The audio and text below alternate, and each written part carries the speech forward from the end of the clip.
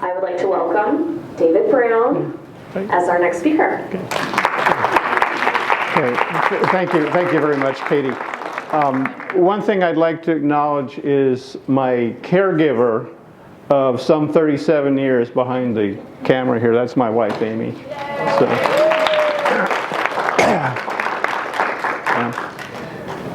between 2013 and 2018, I had 5 MRIs of my brain. When radiologists and neurologists look at an MRI and they're interested in neurodegenerative diseases, there are a couple things they are interested in. One is the volume of the hippocampus. The hippocampus is the part of your brain that translates short-term memories into long-term memories, so it's about learning. It also keeps you oriented in time and space, so you know what day of the week it is, you know what city you're in, those kind of questions, and a lot of you may be familiar with asking those kind of questions of people where you're trying to assess their situation. They also look at the ventricles, especially the lateral ventricles. The ventricles are void spaces in the brain, and as the brain atrophies, they grow. So in 2017, when they did the one particular MRI that set the pace for the next, they found that my hippocampus volume was at less than the 1 percentile for men my age, and I just turned 70.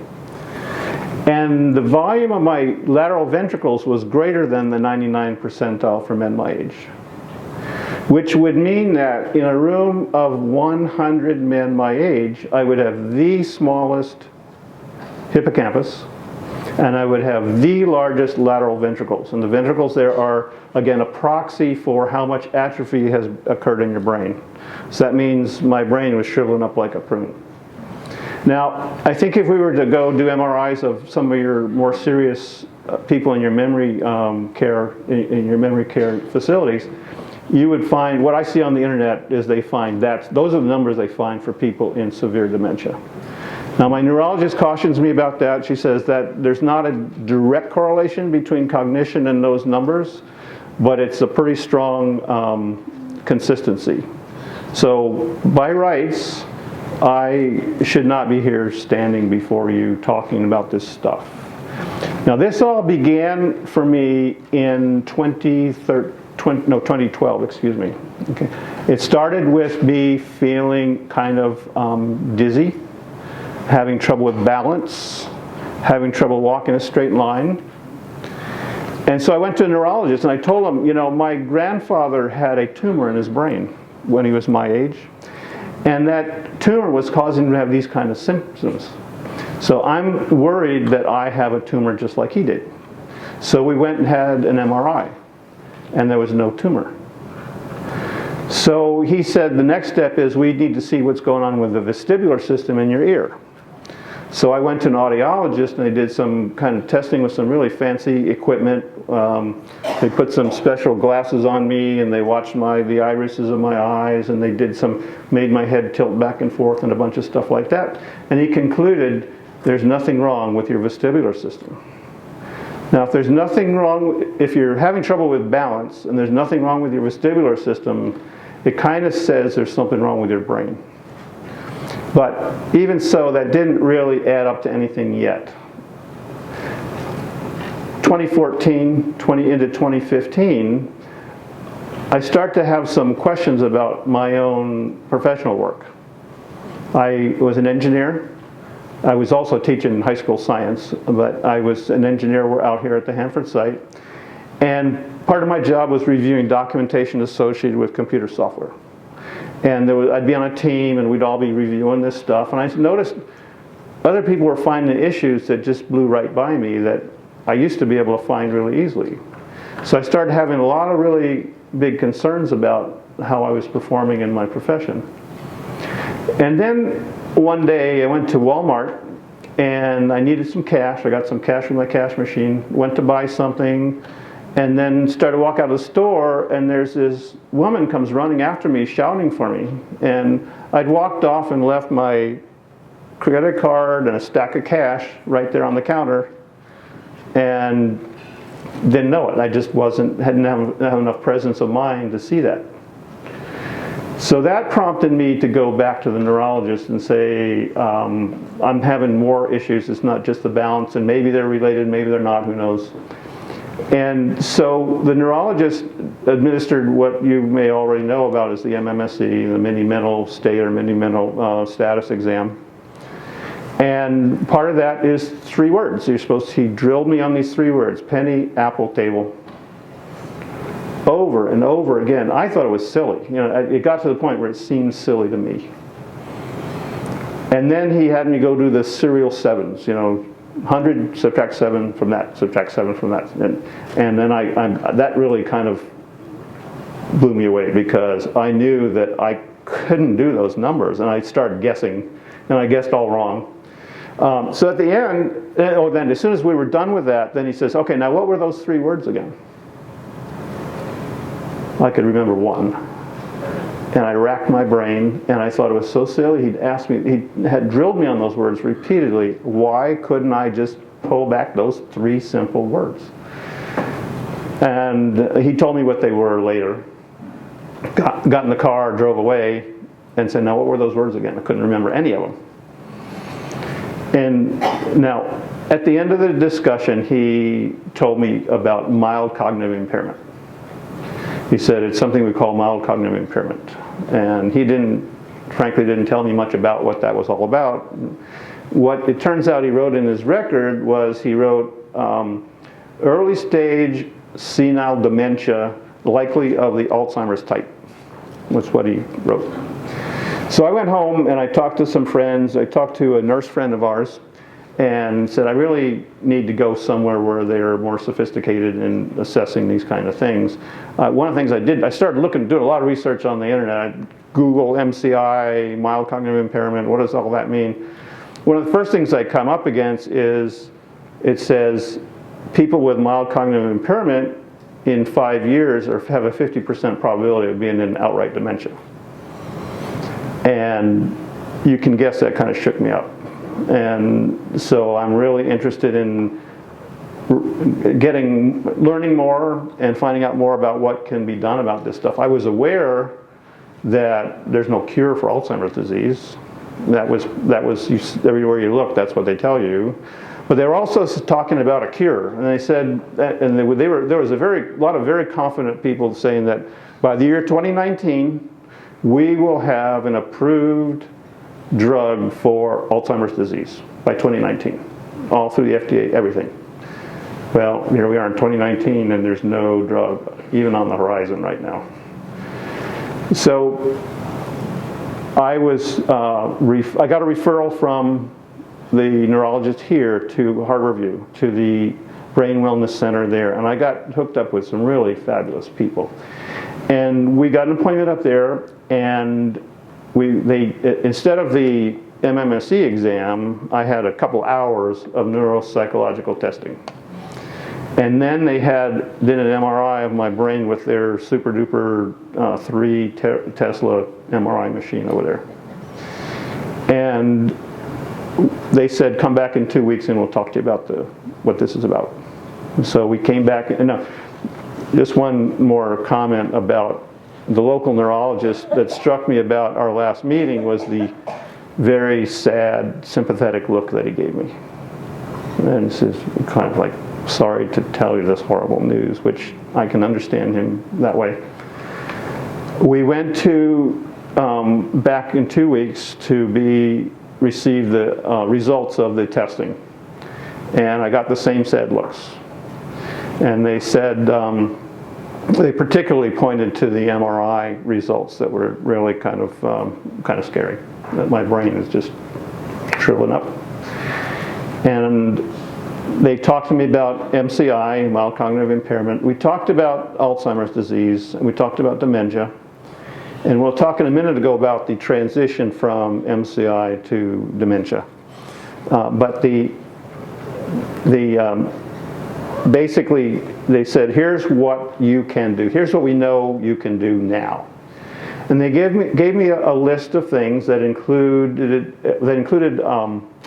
about 20 minutes of aerobic exercise 5 times a week, maintaining social connectivity, working on getting a good night's sleep every night as best you can at your age, and continuing, I was trying to learn Spanish, keep that up, those kinds of things. So they talked about a diet. The other thing is eat a Mediterranean diet. They gave us a piece of paper with all those things listed on it. Took those home, did not immediately believe that if I did any of that stuff it was going to make any difference. But then I started looking on the internet and I started reading a whole lot about new studies that talked especially about what aerobic exercise can do for brain disease. And the thing I was reading about in particular was this brain-derived neurotropic factor. It's a protein that's generated during aerobic exercise in particular, that's able to actually repair damaged brain cells and can prompt stem cells in the hippocampus to form new neurons. Okay, so this is something that I picked up on, and so I decided, well, maybe getting aerobic exercise is a good idea. So I started, I missed a really important part here. Right about this time, I realized that I was not safe driving a car. If I would change lanes, I'd look to see if there's a car in the lane I'm trying to get into, and there was a car there, I didn't see it, and I'd try to change lanes. I would try to turn left at an intersection where there's a crosswalk, and I would look for the pedestrian would be there, and I wouldn't see the pedestrian. And I'd end up slamming on the brakes just in time. That happened about 3 times in a row in the space of a couple weeks. By a couple, I mean 2, no more than 2 weeks. And I just, there was a straw that broke the camel's back there, and I just stopped. I'm not going to drive anymore, period. It's just not safe. It's too dangerous. I'm going to hurt somebody really badly, kill somebody. As it turns out, my office was about a mile from home, so I could walk to work every day. So I would walk to work and walk home. And then I was getting a little bit of more aerobic exercise. That was about as serious as I was about aerobic exercise, was making that mile to work and a mile to home. And actually, after a few months, I really did feel like I was having some improvement in my cognition. But one afternoon, I'm trying to walk home, and we live up in North Richland, and this George Washington Way, you have to cross that road to get back and forth to my office. And there's a high school right there, and I'm walking home probably pretty close to when the high school kids get out of there and you're taking your life in your hands under the best of circumstances when you cross that road. But I remember one day, I came up to the intersection, I'm getting ready to cross the street, and I'm watching the traffic. And I'm trying to figure out, what are they doing? Who's stopping? Who's going to go? Who's going to turn? Who's going to go straight? How do I get safely across the street? I was just totally baffled by what I was looking at. Then I watch a car come up the road, up to the intersection, turn right, head down toward the river, and it suddenly occurred to me, the cars go on the right-hand side of the road. Once I realized that the cars go on the right-hand side of the road, everything made sense. And so I had no trouble saying, okay, here's what I got to do to get across the street safely, and it was all good. But this also, I don't mind telling you, really shook me up, because it was bad enough, the problems of changing lanes. I thought that the reason I was having trouble with driving was that I was forgetting to look. I later realized that I was looking and not seeing. And this is something we'll talk about a little more in a few minutes. Now, the people at Harborview, one of the things that they wanted Amy and me to do was to participate in a Mayo Clinic study called HABIT, where it took 2 weeks of time up in Seattle with a bunch of other people with the same kind of experience. And while we were there, we did a bunch of things. We did yoga, we did support groups, we did writing your personal history, your autobiography. We did and they had education was probably one of the most important things, where they taught us about the role of diet, they taught us about the role of physical exercise, and all the things that were understood then and are understood now to be the things that can be done about Alzheimer's disease in the absence of a meaningful pharmacological solution. When we got back from that, this was November 2015, when we got back from that, the first thing I did was go down, join the gym. There's a gym a mile from our house that I drive past every day. It's right next to Starbucks. I was going to Starbucks every day, right next door. So instead of going to Starbucks, straight to Starbucks, I'd go to the gym every morning. And started out with about 25, 30 minutes on the treadmill every day. And gradually working up to where I could elevate it up to 15 degrees, and I could get up, going up about 4 to 4.5 miles an hour, and doing that pretty well. And I started to feel better. Now, I didn't have any specific objective way of knowing that I was better. I did try to go back to driving and realized very quickly that it was not a good idea. So I stopped driving again. But I was feeling better, I was doing better, and then I went back for more cognitive testing. And what they showed was that there was actually objective improvement in my cognition over the previous year. And this, I don't mind telling you, is pretty encouraging. And I was also reading a lot of research. At first I was just reading whatever popped up on the internet when I Googled mild cognitive impairment. But then I started digging in a little deeper and actually going to the actual research studies and reading those things and learning more and more, learning how the brain works. Now, one of the things that you can do if you're on the treadmill every day, and I worked up my time, I'm up now and I'll show you where I came to these numbers, but 15 minutes a day, 6 days a week is the optimal, it turns out. And so when I start getting up to that, it turns out you got a lot of time to kill while you're standing there with a tablet in front of you, able to watch any YouTube video you want to watch. So I watched a whole bunch of YouTube videos a lot of them were classroom lectures by neurology professors and people like that, telling all kinds of interesting, fascinating things about how the brain works, and how neurodegenerative diseases work, how they attack the brain, what happens. So I learned a huge amount of stuff. And so let's go ahead and turn the slide here. So just I've been kind of going through this now. I just want to catch up with the slides here. First off, I want to just say that at this time, I was happily married for 33 years. It's a few more years later now, so we're up to 37. We have 3 grown sons working in Seattle. I retired in 2005 from the federal government after 34 years, but at the same time I got a teaching certificate to teach high school science. I was teaching physics and biology over at Pasco High School. But then I was also doing engineering consulting work, and I loved all that stuff. I really loved doing. I had a lot of fun doing photography, and just everything I was doing. And now this, like I said, 2015 was when this all started, and here are the things I talked to you about already that ended me up at Harborview being assessed there. I stopped working in 2016. Now, one of the things that characterized my experience, I think is very important, and that is what I call the loss of joy. And there's something that happens, and I think it's physiological, that just robs you of your ability to enjoy things. It's just very, and also caused me to just sit on the sofa and stare out in space with no desire to engage other people. And so maybe some of you have seen this in your facilities. But that was what was overcoming me at the time.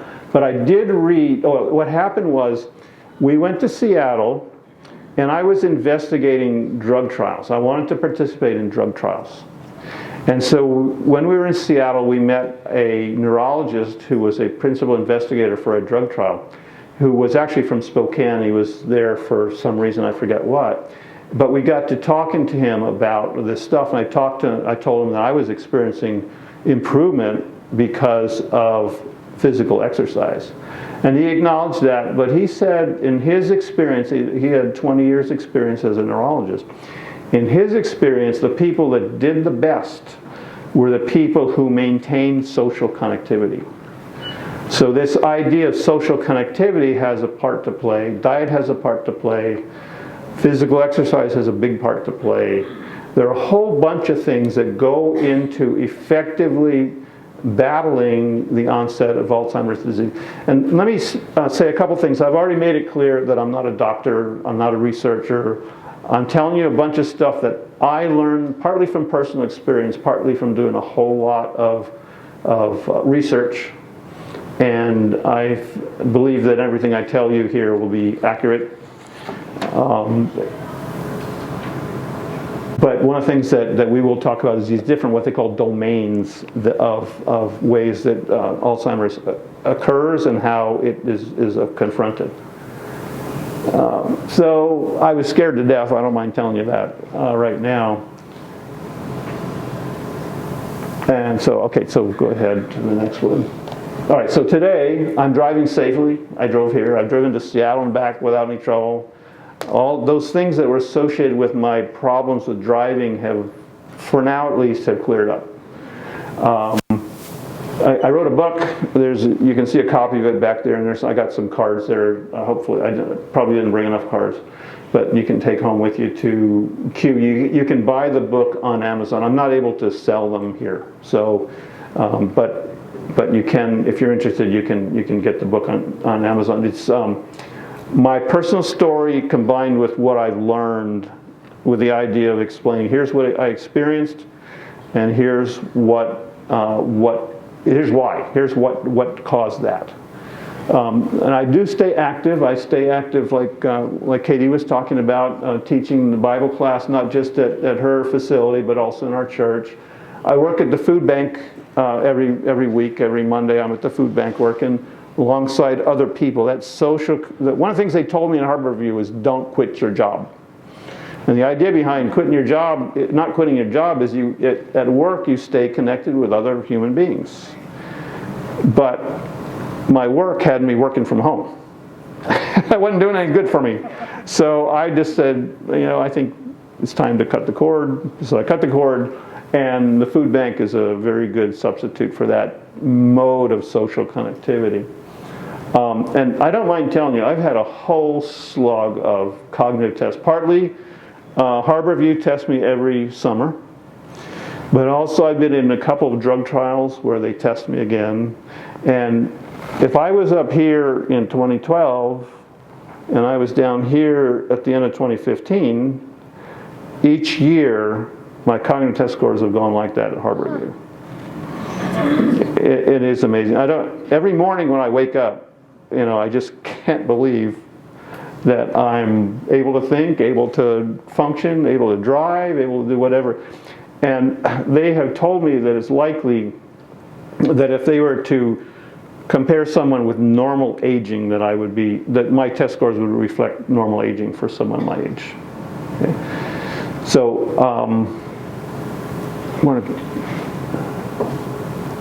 So, I don't want to confuse Alzheimer's disease and dementia. This is a question I get all the time. Is Alzheimer's disease dementia? Is dementia Alzheimer's disease? What's the difference? Now, I think very likely in this room, I'm not going to tell you anything you don't know already. But dementia, of course, is an umbrella term that captures perhaps as many as 30 different causes. The same thing goes for MCI, mild cognitive impairment. It's an umbrella term that is a condition, that's a syndrome that's less advanced than actual dementia. Okay, so about 60 to perhaps 80% of the cases of dementia in the United States today are caused by Alzheimer's disease. However, there's a complicating factor, and that is whenever they do an autopsy on a brain of someone who had dementia, they will very often find the plaques and tangles that we'll talk about in the brain that are the signal evidence of Alzheimer's disease. However, they will also find evidence of the other things that cause dementia. So there's a lot of confusion, and it's difficult to come up with numbers of who is suffering from dementia because of Alzheimer's disease. So it's a confusion factor there. Now, MCI itself is not a death sentence. It's it could be a vitamin deficiency. It could be a medication you're taking. And those things can clear up on their own, or you can, my father had dementia. Very likely in the autopsy they found he had hydrocephalus, which could have been treated, and that may have been the reason he had dementia, was the hydrocephalus. So there are reasons why you might have A, mild cognitive impairment, or B, dementia, because of things that can be dealt with and can be treated. And so many of them will resolve spontaneously. But if it is Alzheimer's disease, it's going to progress. It's going to progress. Now, at this time, there's no drug and there's no dietary supplement that has been shown to reverse, to stop, or even to slow the progress of Alzheimer's disease. It's going to happen. It's going to progress in a way that can't be modified by any of these kind of supplements or the medications. Now, Aricept, and I think there are another one or two drugs, will treat the symptoms, but it's a deadly disease. In Washington State, it's the third leading cause of death in Washington State. It's the sixth leading cause of death in the United States. It's a fatal disease, and if the cause of the MCI is Alzheimer's disease, the cause of the dementia is Alzheimer's disease, that will progress to death. Now, I was told in 2016 that I was on track to be dead by 75. I'm 70 right now, but I don't feel like some mornings I do. I don't feel like I'm going downhill that fast. And what the person who told me that was a neuropsychologist who specializes in a lot of the lifestyle modifications that can be done for Alzheimer's disease and other dementias. And he told me, you've bought 10 years. Okay, we don't have any medication, we don't have anything, but he drew a little graph and the graphs they draw, you look like this, you're like this, and boom, and that's where you're dead. Okay? He drew another graph out here, boom. He said 75, 85. You bought 10 years. I'm good with that. So that's where I'm headed. Now the other thing is, just one last thing about, I want to back up one. Okay, is this multi-domain approach. Now I initially concluded that the physical exercise was 100% of what was making me better. I'm not convinced of that anymore. And so these multi-domains we'll talk about in a minute. Okay, go ahead.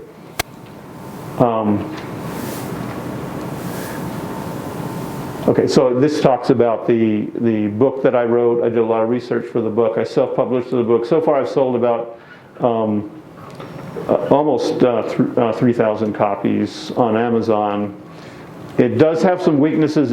I would be delighted if you were to go home and buy one on Amazon. I'd be especially delighted if you read it. A, B, you liked it. C, you left me a nice little comment. If you're not going to read, if you're going to read a nasty comment, maybe somebody, I don't know. Anyway, what was I getting at? I put a lot of effort into getting the book. Oh, I know what it's saying. The book has some shortcomings. One is my scientific treatment at the end is a little bit unsophisticated. And it leaves you guessing at the end because I was participating in a drug trial for a special use of insulin. And you don't know how that drug trial turned out because I'm announcing all these wonderful advances in increasing test scores. What you don't know, what I found out after we published the book, I was on the placebo. So the insulin could not have been the cause of my improved cognition. It had to be entirely due to my lifestyle modifications. Diet, exercise, making sure I was actually doing better in the social connectivity now because I wasn't getting enough at work, and the food bank and other activities was actually jacking that up. Sleep is important, those kinds of things. Now, again, the amount of aerobic exercise we're talking about to actually produce the kind of results I've seen is fairly aggressive. 50 minutes, I based this on some research. I ended up at 50 minutes a day, 6 days a week. But the concept, how hard you have to go is after 10 minutes you should have trouble talking and you should start to be developing a sweat. Okay, and then to keep that up for 50 minutes. Now, I had to work up to that. Didn't happen overnight, but it was, let me tell you, in my position where I was at is life and death. And so I was willing to do it. What's discouraging to me is meeting people that I know would benefit from this and telling them and having them nod their heads and say, yeah, that's right, and then find out they're not willing, they don't have the will to go do it. In the office where I was working, there was another man who was having very similar experience as mine. And the boss went to him and said, you know, you need to go talk to Dave over there. And I never met this guy because our office was diffused. Like most people like me was working at home, so I didn't meet people in the office. But he said, this guy can help you. He knows how you can dig yourself out of this. And the guy didn't want to consider it. He'd already given up. And as far as he was concerned, he was still working. But as far as he was concerned, it was all over, and he wasn't willing to put in the effort to go do something to get himself out of it. So this is something I run into all the time. I get a lot of nods, but then it's pretty clear that they're not willing to put in what it takes to go give yourself 10 more years. You know, so I don't know. All right, here we go. Why is exercise important? First off, it does improve circulation of blood to the brain. That can't hurt. There's an incredible connection between the heart and the brain. The brain has a lot of blood flow. The brain is using more energy than any other part of the body. You'd think the muscles are all using all the energy. The brain is using the energy. That's where the glucose all goes to keep the fires going. Okay, so the brain, keeping the blood circulation and there's a very powerful connection between cardiovascular disease and dementias, including Alzheimer's, but also several others. But the other one is this brain-derived neurotropic factor, which is something I'd never heard of before I started doing the research, but it's just magic almost, what it does. It's very powerful. And it is able to, like I said, it's able to repair damaged brain cells, and it's able to prompt stem cells to form new neurons. Okay, now here's an older study that I think is important, as a classic study in the study of aging, brain aging. And it was a study with about 6,000 women, studied over a period of 6 to 8 years, examining how many of them, well, not how many, what happened with their cognitive test scores, and relating that to how much exercise they got. And they judged the exercise based on how many blocks they walked, how much stair stepping they did, those kind of things. So they monitored these women for 6 to 8 years, and they divided up into 4 quartiles based on how much they walked. And you can see the first quartile, on the left-hand side, the percent is what percent experience cognitive decline. And there's a very clear relationship between the more exercise you got, the less decline. It's just hard to argue with those kinds of results. Now, the next question is, and this is a much more recent study, how much exercise is enough? And this points to one of the problems that we have in trying to do research and knowing that someone is suffering from Alzheimer's disease or what other kind of dementia might be at work, because you want to know what disease you're studying. So how do we find people who are with Alzheimer's disease, and we're confident there's not Lewy bodies or some other cause of cognitive decline that might be at work here? So younger onset or familial Alzheimer's disease, which occurs usually in people who are in their 50s, maybe in their 40s. Very early they start to develop the symptoms, It is driven entirely genetically. If you have the disease for it, you're going to get it. If you don't have the disease for it, you won't get it. It's very rare. In the whole world, there are probably 300 families with this gene. They're carrying this set of genes that are out there. But there are enough of them so that I run into people who know people or who have this genetic makeup, and they are getting it and then will die. So what's helpful there is at least we can identify people who maybe have developed no symptoms yet but will, and will be coming down with the disease. So we can study these people. Most of those people tend to be people who are kind of scared to death. They had it in their family already. They've seen it, the results, and they want to do something about it. And they're eager to participate in studies. They're eager to cooperate with researchers. And so what we have here is a study in which they took a group of people who were known to be developing Alzheimer's disease because of their genetic makeup. So they were easy to study, and they were willing to do a lot of exercise. Some of them were willing to do a lot, some weren't so willing to do a lot. So it was easy to divide them up. The people who don't want to, okay, you guys do this and you guys keep it up.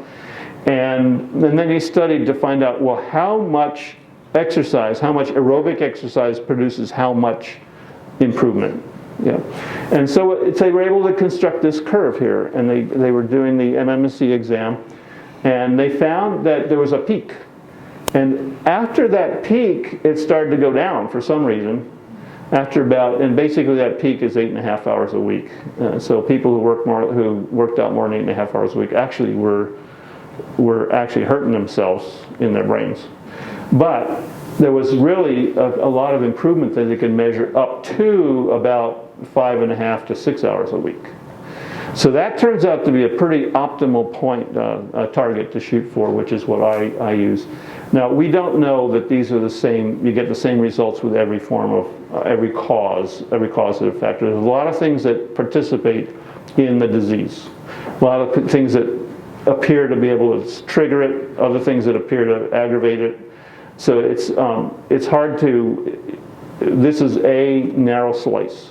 It may be that other ways in which the disease forms might have different results. We don't know. But this is the best one that I could find gave me a target that has worked out very well for me. I do not have any of the standard genetic factors for Alzheimer's disease. I've had 23andMe is very happy to tell you what your genetic status is for Alzheimer's disease. They were forbidden by the federal government from doing that for a while, but they have to counsel you that if you have such and such a disease, this doesn't mean that you are going to get the disease. And we're talking about for the more common types of Alzheimer's, genetically prompted Alzheimer's disease. But you can find out if you have certain genes that could cause that. And I don't have anything.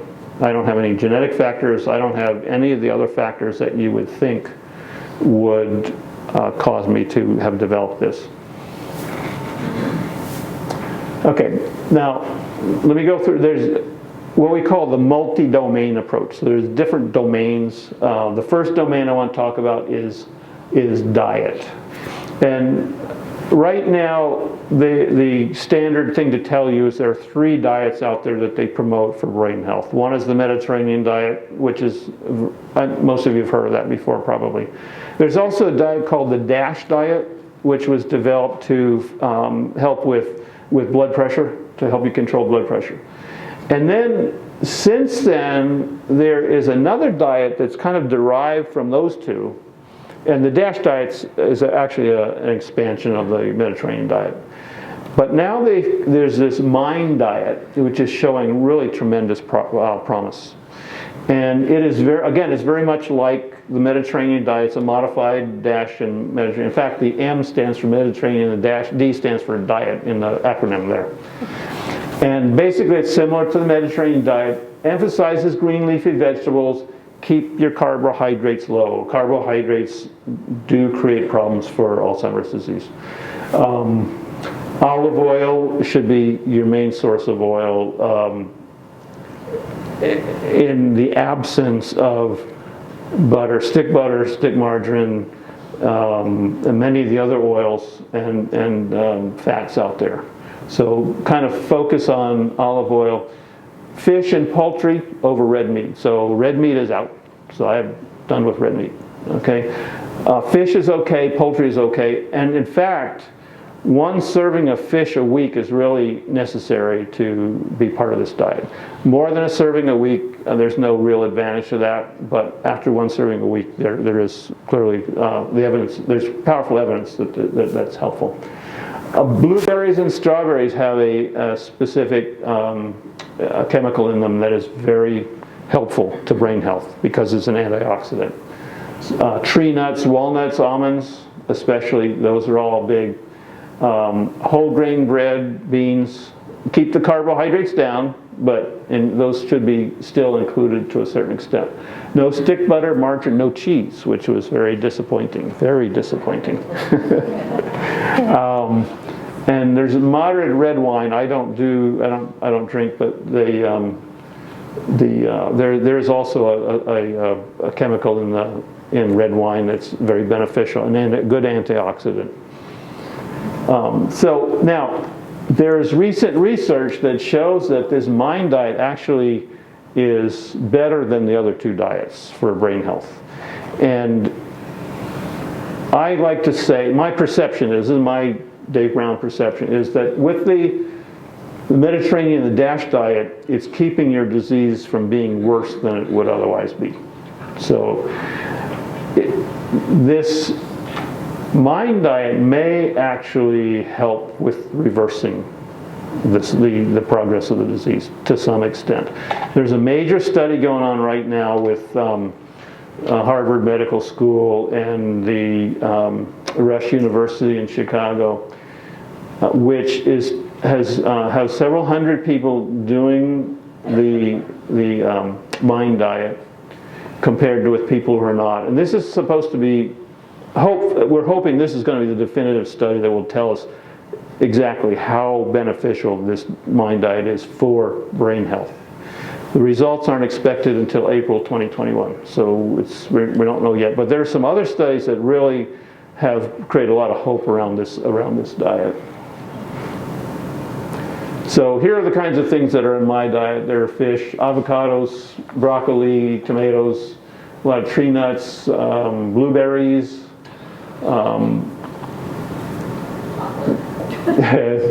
I forget what that was. It told me. Okay, the reason diets, there are two factors in the brain that we need to pay attention to. One is inflammation. Okay, so there are anti-inflammatories that are in blueberries, for example, that help fight inflammation. Now, inflammation is your body's response to something bad, something invasive, or some damage. The problem is that when it goes to protect you from these things, it also creates a lot of collateral damage. So that's why if you're injured in running or something like that, you put cold or hot on it to fight the inflammation. Because the inflammation, at first it's good. We don't know why inflammation is a factor in Alzheimer's disease, but one theory is that the amyloid proteins that are building up, they're not proteins, but the amyloids that are building up on the brain cells, this is part of the brain's response to try to fight the things that are there that we want out, but it gets out of hand and it turns out to be counterproductive. That's one concept. So problem foods for inflammation are refined sugar, flour, a whole lot of stuff that's in fast food. So if you like to go to fast food restaurants, that's not helping you, it's not helping your brain. Omega-3 fatty acids, that's in fish and olive oil, they fight inflammation. Now, one caution here is that the theory is that eating fish, well, we know that eating fish can be beneficial for brain health. So the first question is, well, okay, what's in the fish that we can get out of there and help with your brain? And so omega-3 fatty acids must be it. So if we just extract the fish oil and put it in the capsules and you eat these capsules, that's just as good as eating fish. Sounds good. That's a hypothesis. In the world of science, when you have a hypothesis, you have to go test it. So the best thing to do is let's take a whole bunch of people, give them fish oil supplements and see if that helps. Well, that's been done a lot of times and has never been found to help. So eat fish, forget the fish oil. And especially if you're a man, fish oil has been correlated with prostate cancer. Not fish, but the fish oil supplement. So I started taking and I threw it up. Oxidation is the other thing that goes on. There are two dynamics in the Alzheimer's brain. One is inflammation, the other is oxidation. And what's happened over your lifetime is your body has absorbed different metals from the environment. Those have found their way into cells. And then oxidation, like rust, for example, happens in the brain cells and appears to be a part of the Alzheimer's dynamic, because it's a very complicated process. So things that fight oxidation appear to help with that. That's the blueberries have antioxidants in them. Now here's, as I mentioned before, there is no dietary supplement that has been shown to reverse, to stop, or even slow the progress of Alzheimer's disease. There's been a whole lot of work gone in to try to prove it.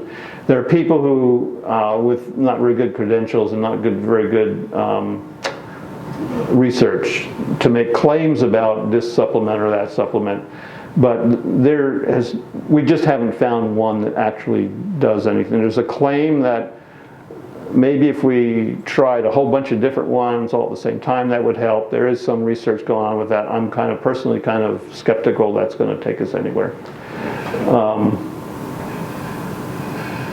However, if the dementia is being caused by, for example, vitamin B12 deficiency, then vitamin B12 supplements would definitely has been shown to actually reverse those kinds of dementias. Okay. Sleep is another big factor, a very big factor. Sleep can contribute to poor sleep can contribute to the onset of Alzheimer's disease. It can aggravate it. I have sleep apnea. I use a CPAP machine, so that is something that I think has been very helpful for me. It's the older you get, the harder it is to get a good night's sleep. I know that for a fact. Okay. Now, one of the problems with that is the poorer your sleep, the more you're going to aggravate or increase your risk factor for Alzheimer's disease. Alzheimer's disease itself impairs sleep. So you get this vicious cycle where you sleep poorly, it aggravates Alzheimer's disease. Alzheimer's disease makes you sleep more poorly, and it just gets worse and worse. So you do everything you can to make sure you're getting the best sleep that you can. Social connectivity, I talked about that a minute ago. That is, I think, far more important than I first really accepted. It really is important to keep talking to people outside of your family. You need to keep some kind of things going on with other people. Reduce stress. Stress was a factor. One of the problems with stress is the stress hormones attack the hippocampus. So reducing stress, not eliminating it, but reducing stress was, for me, a part of reducing the effect of the disease. Learning. It turns out that people who learn stuff, especially when you're younger, have there's apparently a protective effect on the neurons of the things you do when you learn, help the brain build resistance to Alzheimer's disease. Now, one of the things I did was learn Spanish. One day when I was 59 years old, the birthday fairy over here brought me a set of Rosetta Stone Spanish discs, and so I got those and I started practicing with them, and one thing led to another. One thing I did was I read the Bible all the way through in Spanish to help me learn it, and then they needed somebody to teach biology in Spanish over at Pasco High School. So one day when I took leave of my senses, I volunteered to do that. So I taught biology in Spanish to 10th graders for 8 weeks while the teacher was out on maternity leave, and it worked out really well. There's a story behind that, but it's just, but learning a foreign language, I was skeptical, and if you read my book, I was still skeptical. I'm sure that it helps, but the evidence appears to be that it's most helpful when you're younger to build a resistance, what they call cognitive reserve. Younger being before. What's that? Younger being. Younger meaning, younger meaning in your 20s. Oh. Okay. There is one famous study called the Nun Study. You may have heard of it, where they take an order of Catholic nuns living in the Midwest who have all volunteered to participate in this study over many decades. I think this has been going on since the 80s, and where these women, they study their lifestyle, and then after they die, then they do an autopsy on the brain, and then they look to see what they find and try to relate what they find in the autopsy with how they behaved in the cognitive tests. And they're generally, there's a pretty strong correlation. If you find all these plaques and tangles that are associated with Alzheimer's disease, generally that means that they should have had poor cognition, and often they do, but not always.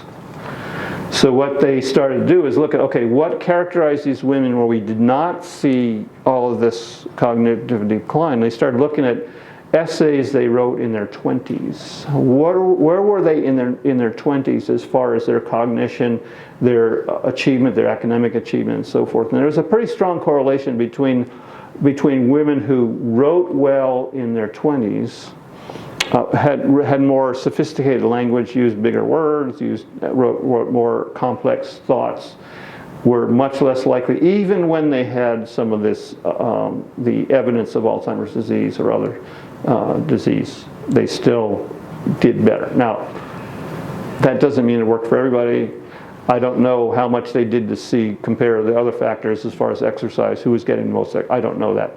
But the correlation with education and with educational achievement when you're younger seems to be pretty strong. So question, am I cured? Unfortunately, no.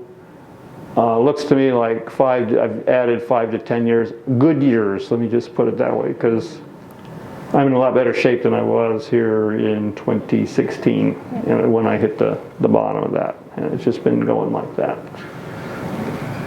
So, if you want to know more and more stuff about Alzheimer's disease, my #1 resource is the Alzheimer's Association Facts and Figures report. Comes out every March. Every March, first week in March, I'm checking to see if they uploaded it yet, because every year there's all kinds, for me, exciting news, and there news on what's going on in the research. What do we know new about the disease that we didn't know a year ago? It's just a fascinating resource for me.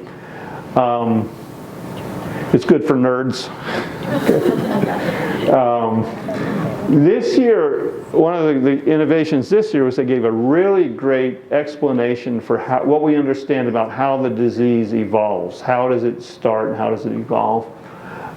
It also talks about screening for the disease.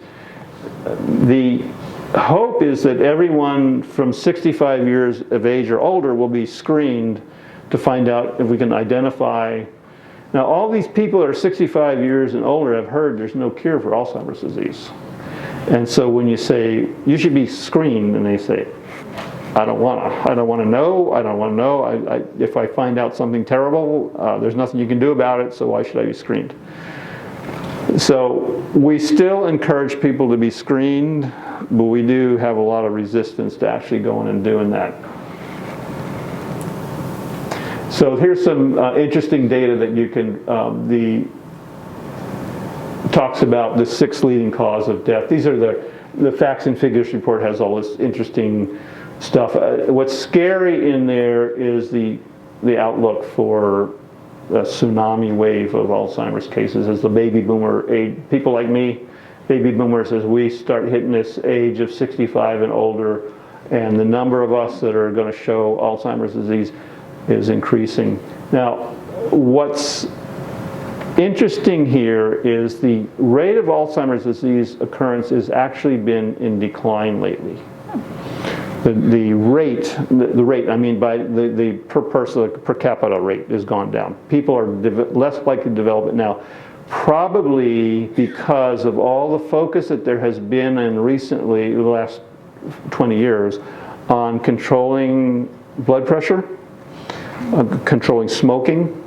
All of those things appear to have played a part in driving Alzheimer's rates down. But that looks to me like it's going to turn. If you look at one of the big risk factors for Alzheimer's disease is diabetes. And I look around me and my peers, people my age, and it's a bad story. Too many people I know weigh too much. Too many people I know are developing type 2 diabetes because of that. And they are placing themselves at serious risk of developing the disease. And there are a lot of people are really worried about this tsunami, this what we call the Silver Tsunami. Of all these baby boomers, gray-haired baby boomers suddenly coming down with Alzheimer's disease, and likely in part because of the lifestyle decisions that we make along the way. A question I get asked a lot is the difference between normal aging and Alzheimer's disease and how you tell the difference. Once you get to be over 60, for example, people are always talking about their senior moment. And the senior moment means, I can't remember your name. I know you and I used to work together for years, and I can't remember your name. Or I can't remember a word. There's a word that I use all the time, and I just can't think of it right now. Okay, that is a consequence, likely, of normal aging. Okay, because what happens is you can't remember the guy's name, or you can't remember the word. A few minutes later, it comes back to you. I remember now. Okay, that's normal aging. Now, when that word is actually gone out of your memory and is not there anymore, hidden someplace, that's disease. And when you can't remember those. When you have trouble learning something new, you're getting lost, those are not normal. It's evidence of disease. Okay. So how are things looking in the research world? I missed Joel's talk this morning. I'd intended to go to that. And he talked about what's going on in the world of research on Alzheimer's disease. The picture right now is kind of discouraging.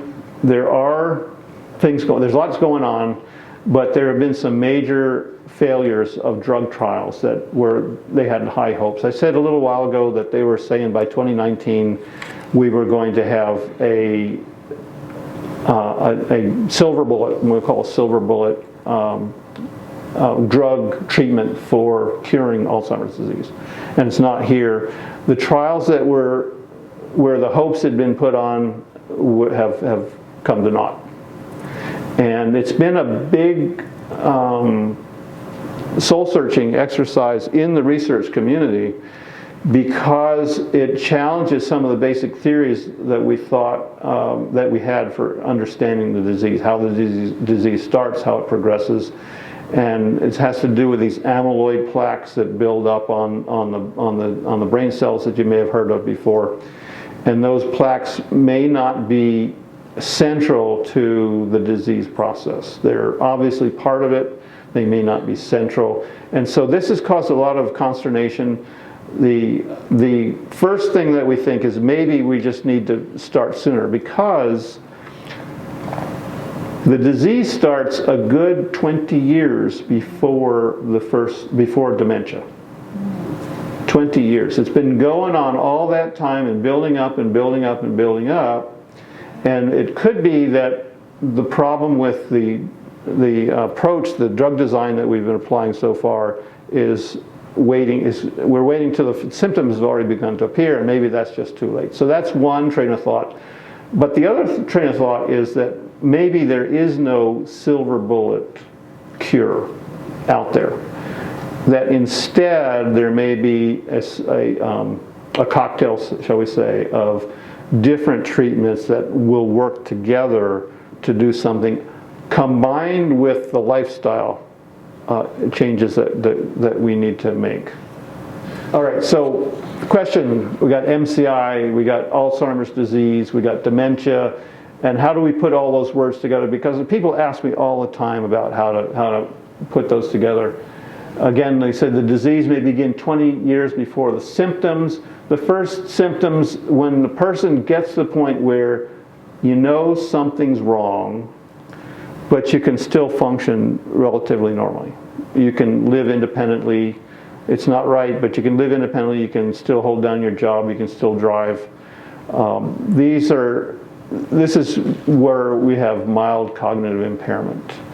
And nominally, in Alzheimer's disease, that might last about 5 years. Every case is different, okay, but 5 years is a kind of a nominal amount of time when that might last. And again, there could be other causes of MCI, and usually at this stage it's not real clear what's causing the MCI.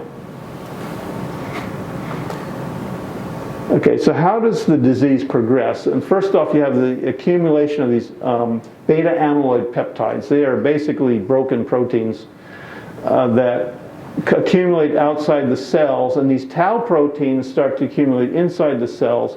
Both kill the cells. When the cell dies, it bursts, and these tau proteins start to get spread around inside the brain. Then you hit a level of amyloid hits a level, the tau proteins are starting to get propagated, and the process in the brain of trying to get all this garbage out of the brain is involved with inflammation. So while the brain is working to clean itself up, it's also creating its own problems. Okay, so we have cell loss due to brain. Cell loss causes loss of brain mass. And the ability of the brain to metabolize glucose is impaired. Anyway, utilization of glucose in the brain. Again, the brain is the single biggest user of glucose in the body. And so it has to be, the way the brain metabolizes the glucose and takes it up into the cells and uses it in the cells is impaired. And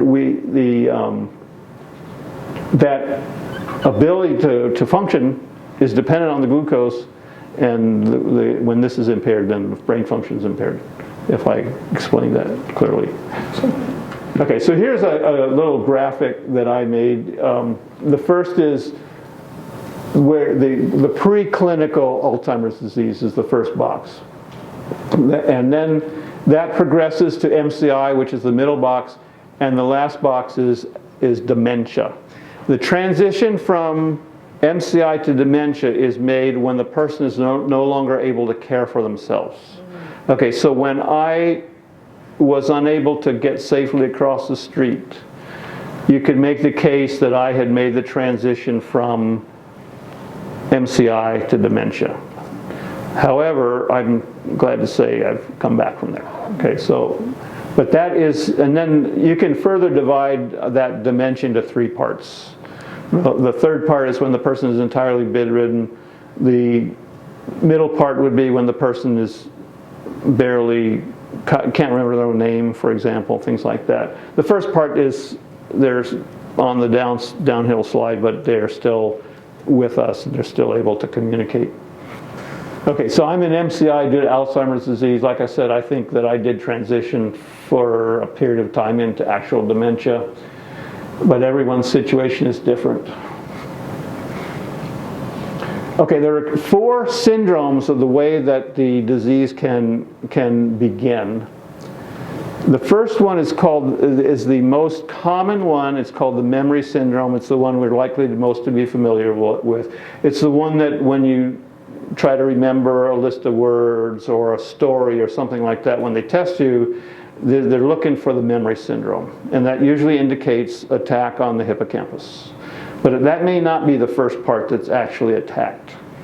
The second one is the visual syndrome, or the posterior variant, and the part of the brain that's being attacked here first is actually in the back of the brain, where the brain takes all the signals from the eye, and all that is information. There's no image there. It's got to take that information and turn it into, in your brain, in your thought, an image of what the eye is looking at.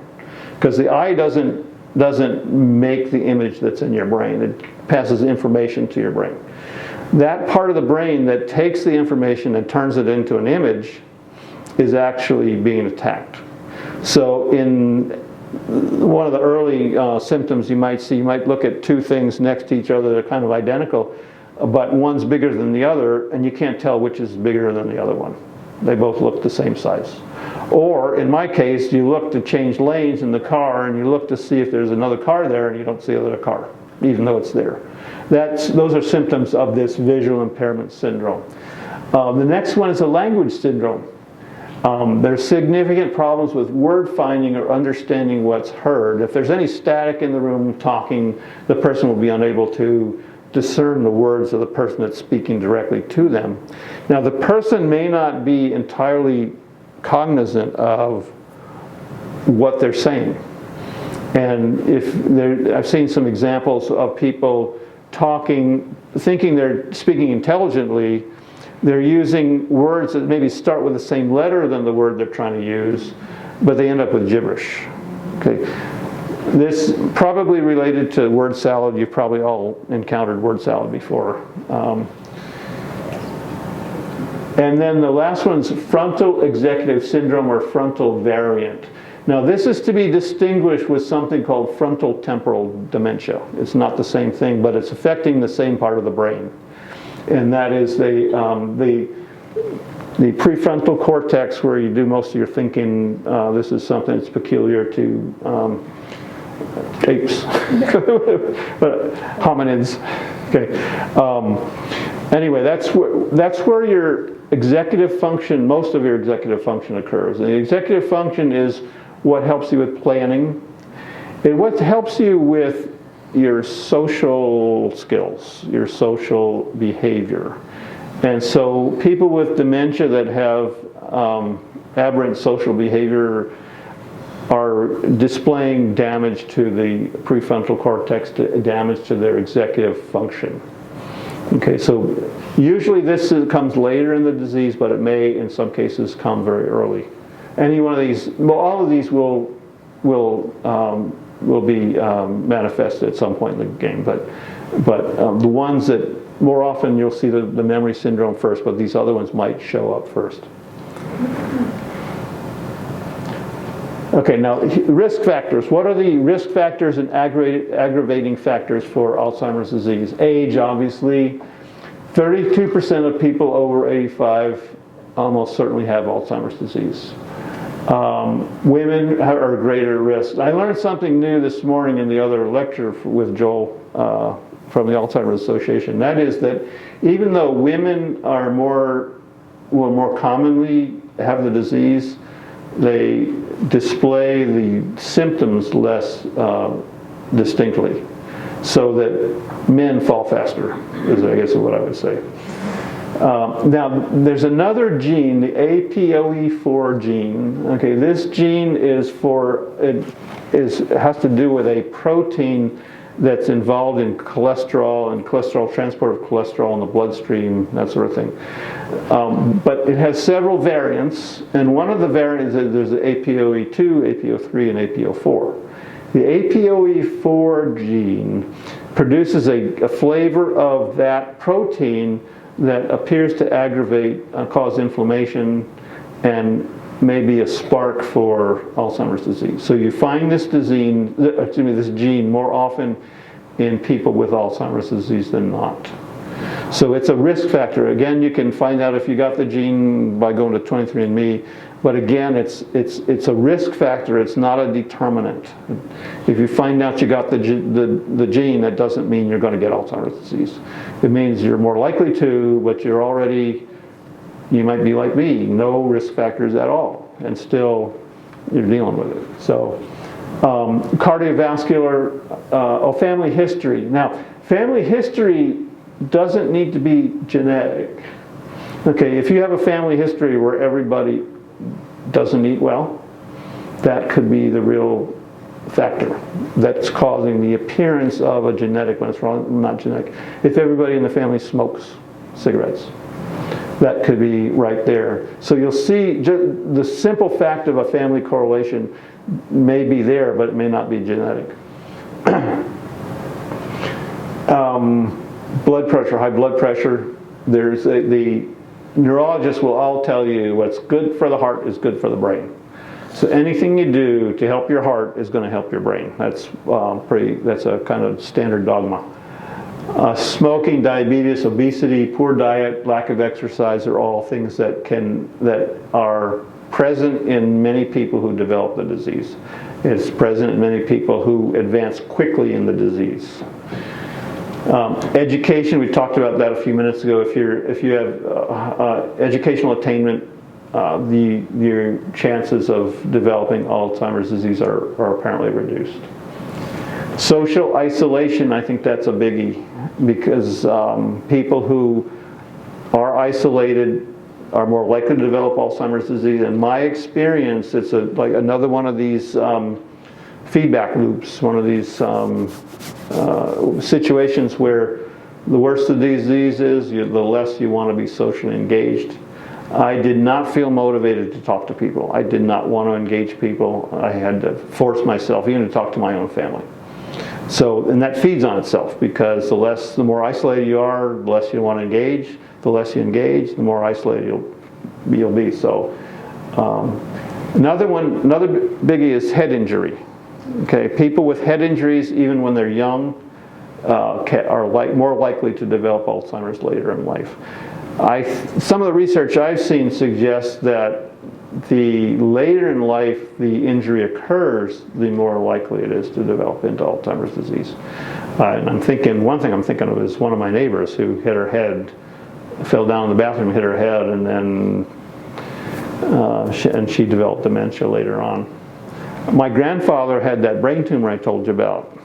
I would not be surprised if the surgery they did to go in there and get that tumor out might have contributed to his dementia, because that is just as much a brain injury as somebody hitting you on the head with a hammer.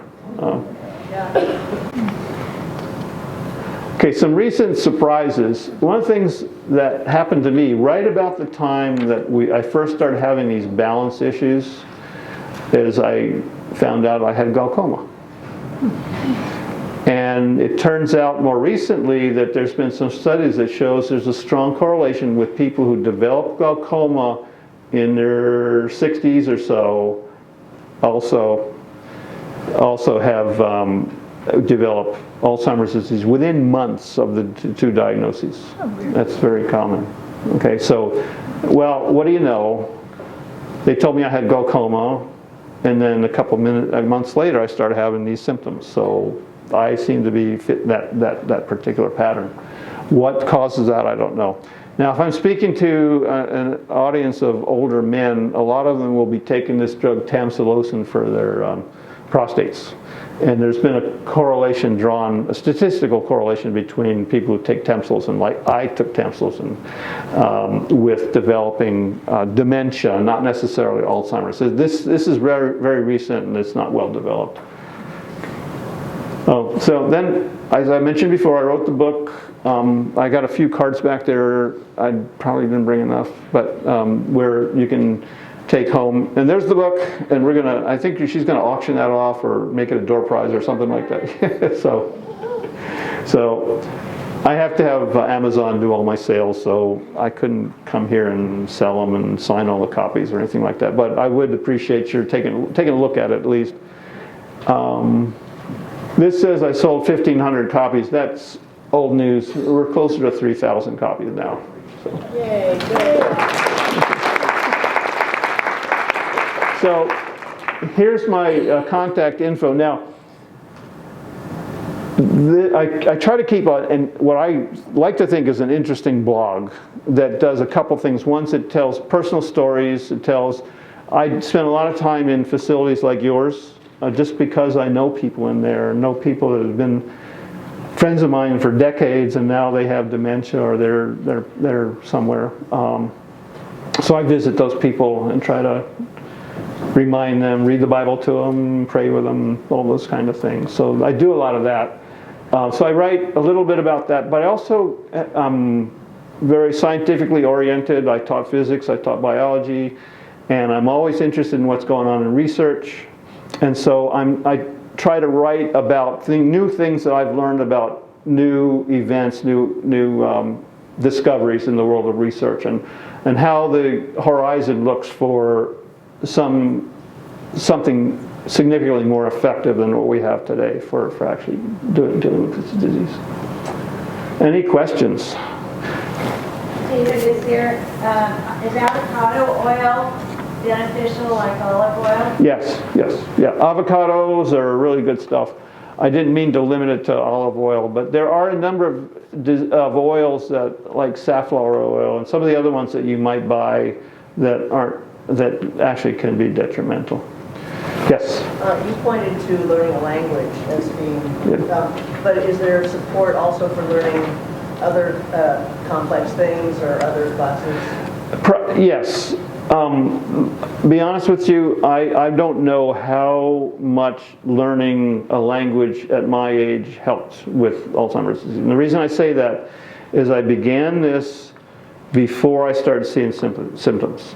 And I learned all the way through.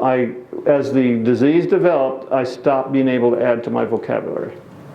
Okay, so, and then as I got into the exercise and doing all the other things that I did, then I began to add to my vocabulary again. Okay. Well, there is some support, I know, for like square dancing, because it's aerobic, but also you're learning complex patterns. I think that's true. I think that's true. There are a lot of different people with different opinions about these things. I watch the research as carefully as I can. There is good research that working in your garden, seriously, that they can measure increases in hippocampus volume in people who work in their gardens. Now, they're not able to correlate that. They're not able to correlate that yet with improved cognition. Okay, but it's a start. You know, so work in your garden is helpful. There's a lot of these things that certainly can't hurt and certainly can help. Yes.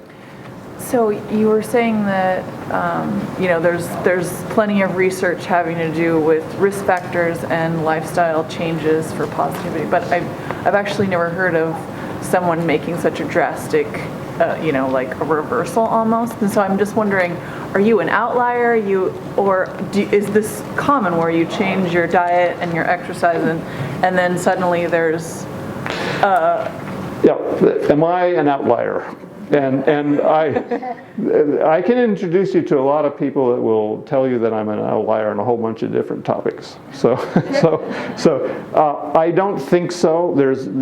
What brought me here was research on what happened with other people when they worked with other people. The biggest problem I see is people unwilling to do the things they need to do. So do you have like testimony of other people that you know? I'm collecting those. I have one. I'm putting testimonies in my new edition of my book. So I'm collecting those. I have one in particular from a woman in Everett, I think she is where she lives, that she's given me about her. She's been at it longer than I have, and she's living independently. She can drive. She's not. She knows she's still on the downhill slide. Okay, but she's had fabulous results from lifestyle changes. So I'm looking for other. I've heard of them. And I'm trying to find more. Yes, my time's up. Well, last question. Okay. So, kind of a statement also though, because you touched on like inflammation and foods that cause inflammation. I know that there's a recent study that's currently happening, I think, a doctor over in Walla Walla that's doing a trial with the diet, a lot of it the low carb, but they have everybody go through both the genetic testing and then also a allergy testing, and using that information, creating a special diet for every single individual person, very individualized, because certain foods might be causing greater inflammation and making the disease process more rapid. So eliminating that from their diet, and so I thought that was kind of interesting. I actually had a potential resident who was part of that trial that explained that to me. I thought it was very fascinating. Yeah. And what this points to is to this study I mentioned about the mind diet that is hopefully will be the definitive study on exactly that kind of stuff with the nice sized cohort and the more carefully regulated assessment of the results. What this also points to is there's a whole lot of stuff we just don't know. There are questions about gum disease. Is gum disease a factor? And there very well might be. There are all kinds of other things that go into herpes virus. Is that a factor? That very well might be. So there are a lot of things that are still being investigated that very well might hold the key to finding that silver bullet, or being able at least to make a contribution to the cocktail that will actually do something very helpful to someone who has the disease. So, yes, one last question. What is your opinion on we learned earlier about virtual reality for dementia? I didn't see it. And Well, virtual reality is where you put on the. well, I know what that is, but Okay. I didn't see how they might Well, tie together. What do you think personally? I haven't I thought. mean, I can see where like skilled nursing or someone that hasn't been diagnosed with dementia or has Alzheimer's. What would you think about? Is the idea to teach them what it's like? Or just give them an adventure that they can't do right now. Are you talking about somebody who's like people like you, or are you talking about somebody who's suffering from Alzheimer's? Someone who is suffering from, because Okay. I work at a memory care facility. Yeah.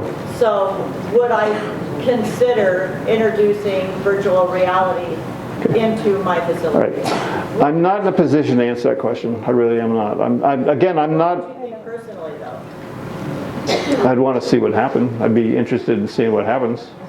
Yeah. See, I'm not. I don't know if they would freak out or, yeah, I don't know. I have no idea. Yeah. Okay, thank you. So thank you very much. Thank you.